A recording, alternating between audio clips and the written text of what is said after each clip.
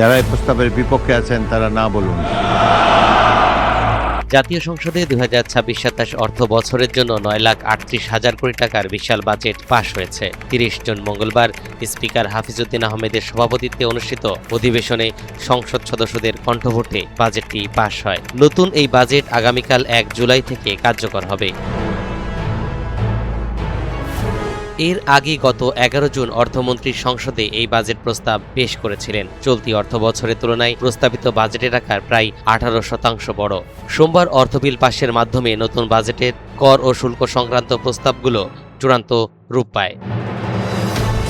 সংশোধিত অর্থবিলে সাধারণ মানুষের স্বস্তির জন্য করমুক্ত আয়সীমা 4 লাখ টাকায় উন্নীত করা হয়েছে। পাশাপাশি আবাসন খাতে বিনা প্রশ্নে কালো টাকা বিনিয়োগের দীর্ঘদিনের বিতর্কিত সুযোগটি এবার বাতিল করা হয়েছে।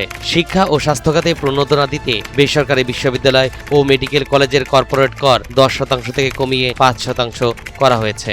এছাড়া খুচরা ব্যবসায়ীদের উপর ভ্যাট আরোপের যে প্রস্তাবটি ছিল সেটিও শেষ মুহূর্তে বাদ দেওয়া হয়েছে।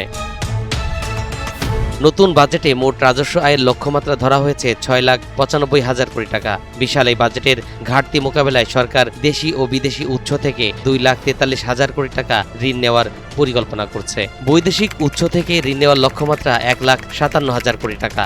এর বড় একটি অংশ অর্থাৎ 46,000 কোটি টাকা ব্যয় হবে পুরনো ঋণের আসল ও সুদ পরিশোধের জন্য।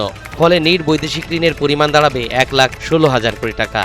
অন্যদিকে অভ্যন্তরীণ উৎস থেকে 1,27,000 কোটি টাকা ঋণ নেওয়ার পরিকল্পনা করছে সরকার, যার মধ্যে ব্যাংক ব্যবস্থা থেকে 1,12,000 কোটি টাকা এবং সঞ্চয়পত্র সহ অন্যান্য খাত থেকে 15,000 কোটি টাকা সংগ্রহের লক্ষ্যমাত্রা ধরা হয়েছে।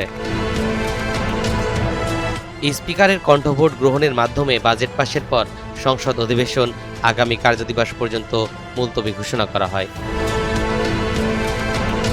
তরিকুল ইসলাম, NTV অনলাইন।